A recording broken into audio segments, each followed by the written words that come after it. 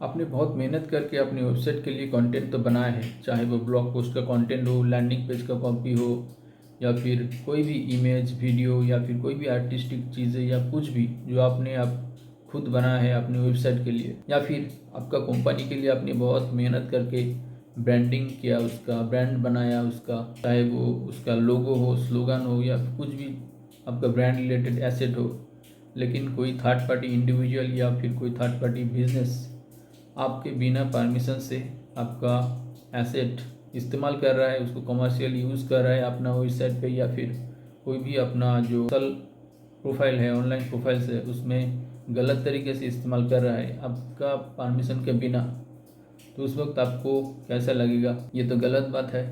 आपने इतना मेहनत करके आपने खुद का चीज़ें बनाया था और कोई आके उसको चोरी करके अपना प्रॉपर्टी में यूज़ कर रहा है, कमर्शियली उसको उसका फ़ायदा भी उठा रहा है। तो उस केस में आपको क्या क्या करना चाहिए, मैं इस वीडियो में मैं पूरा डिटेल बताऊंगा। चाहे आपका जो कंटेंट हो वो कॉपीराइटेड, ट्रेडमार्क रजिस्टर्ड हो या ना हो, आप क्या क्या स्टेप ले सकते हैं लीगली या ऑनलाइन में, आपका क्या क्या स्टेप ले सकते हैं उस थर्ड पार्टी इंडिविजुअल या बिजनेस को सबक सिखाने के लिए। इस वीडियो को पूरा ज़रूर देखिए अगर आपके साथ भी ये हो रहा है। नमस्कार, मेरा नाम है Manoj from manojissue.com। I am a digital marketing freelancer based in Kolkata. अगर आप नए हैं चैनल में तो सब्सक्राइब जरूर कीजिए और वीडियो को आखिर तक ज़रूर देखिए।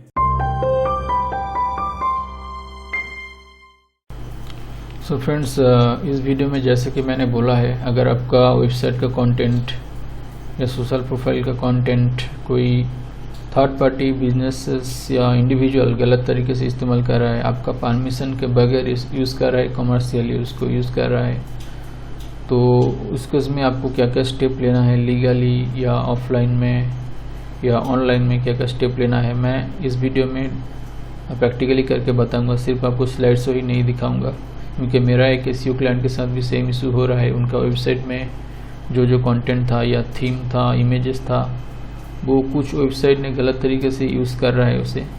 तो वीडियो को आखिर तक ज़रूर देखिए, नए हैं तो सब्सक्राइब जरूर कीजिए। तो फ्रेंड्स, इस केस में देखिए दो सिनेरियो बनता है। पहला सिनेरियो है, जैसे मैंने बोला, आपका कंटेंट ट्रेडमार्क या कॉपीराइटेड नहीं है।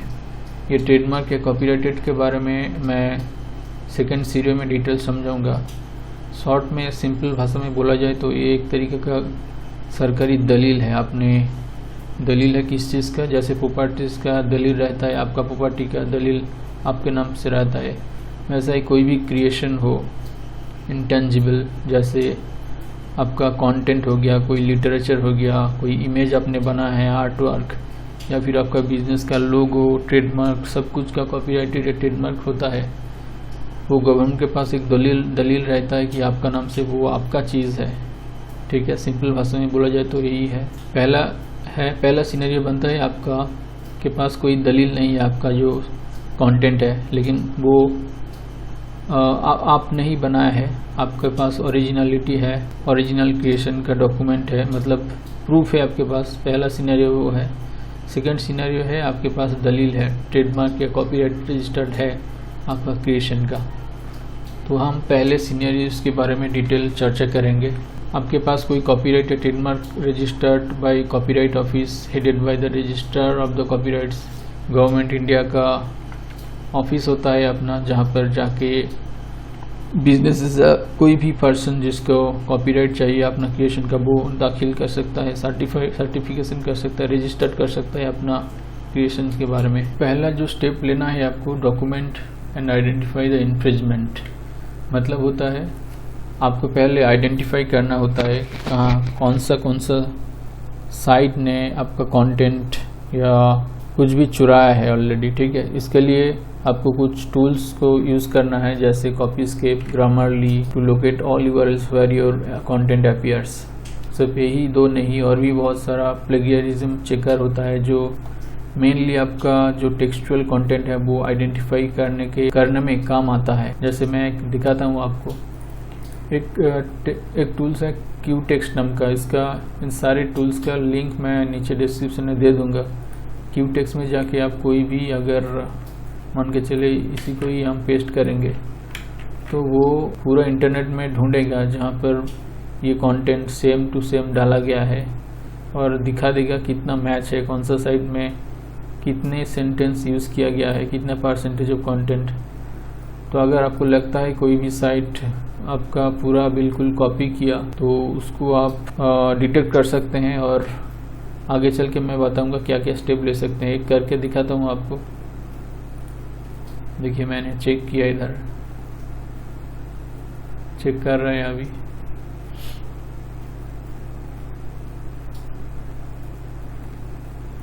अब देखिए क्योंकि मैं एक ही साइट दिखा रहा है क्योंकि मैं इस साइट का ही कंटेंट को मैंने कॉपी पेस्ट करके आपको दिखाने के लिए किया इधर। तो अगर ये बहुत सारे वेबसाइट में ये सारा कंटेंट कॉपी किया होता तो इधर और भी वेबसाइट का लिस्ट आ जाता, तो हमको ढूंढने में आसान रहता। ठीक है। और दूसरा कुछ टूल्स है जैसे डुप्लीचेकर, सेम तरीके से काम करता है। आपको बस आपका वेबसाइट का कंटेंट इधर पेस्ट करना है और चेक प्लेजियरिज्म को चेक करना है। सेम है ग्रामरली का भी ये सारे जो टूल्स है सेम तरीके से काम करता है। दूसरा एक तरीका है गूगल का सर्च इंजन यूज़ करके, वो भी आप कर सकते हैं, लेकिन उसका कुछ लिमिटेशन है। जैसे मैंने इसका आपका वेबसाइट का कंटेंट मान के चलिए इसको मैंने कॉपी किया, कॉपी करने के बाद गूगल सर्च में उस कंटेंट को कोटेशन पंक्चुएशन के अंदर जाके पेस्ट करके एंटर करना है। इसको बोला जाता है कोटेशन सर्च बोला जाता है। ठीक है। अब कोटेशन सर्च में क्या होता है, जो जो website same to same content को कॉपी किया और गूगल उसको इंडेक्स करके रखा है वो सारा लिस्ट आपको दे देगा। देखिए इधर जो कंटेंट कॉपी किया है मैंने ग्रामरली से कॉपी किया है तो उस सेंटेंस को बोल्ड करके दिखा रहा है। ये ग्रामरली का कंटेंट, आप देखिए ये ग्रामरली नहीं है फिर भी इसमें सेम कंटेंट यूज़ किया है, इसलिए उसको बोल्ड करके गूगल ने दिखा दिया है। तो अगर ये सारा जो वेबसाइट है यूज़ कर रहा है सेम कंटेंट, ग्रामरली का कंटेंट यूज़ कर रहा है, तो उसको आप डॉक्यूमेंट कर सकते हैं। ठीक है। ये सारा जो वेबसाइट है उसको आप डॉक्यूमेंट कर सकते हैं अगर गलत तरीके से आपका कंटेंट को यूज़ कर रहा है तो। ठीक है। ये एक तरीका हो गया।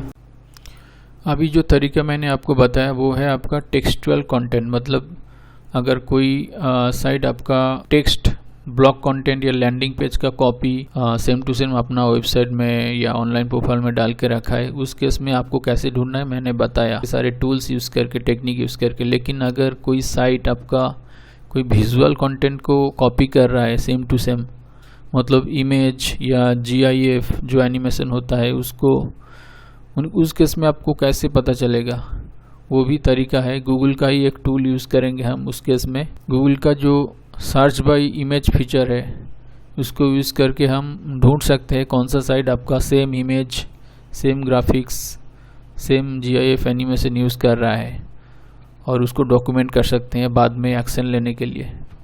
एक एग्जांपल के तौर पे हम लोग एक फ़ाइल, दो तरीका है, आपका इमेज का लिंक, आपका वेबसाइट का जो इमेज का लिंक वो डाल सकते हैं सर्च करने के लिए, नहीं तो अगर आपका सिस्टम में वो फाइल ऑलरेडी अवेलेबल है अपना हार्ड ड्राइव में तो उसको आप इधर अपलोड करके भी कर सकते हैं। फॉर एग्ज़ाम्पल हम इसको ले लेते हैं, इस पर्टिकुलर बैनर्स ये को अभी गूगल सर्च करके हमें दिखा देगा कौन सा साइट में ये सिमिलर टाइप का जो इमेज यूज़ किया गया है, चाहे थोड़ा मॉडिफाइड भी क्यों ना हो। ठीक है। तो अगर आपको लगता है वो साइट्स गलत तरीके से आपका कंटेंट चुरा के यूज़ कर रहा है, थोड़ा बहुत मॉडिफाई करके, तो उसको आप डॉक्यूमेंट कर सकते हैं एक्शन लेने के लिए। ठीक है। ये है विजुअल कंटेंट ढूंढने का एक तरीका, सिमिलर विजुअल कंटेंट ढूंढने का एक तरीका है।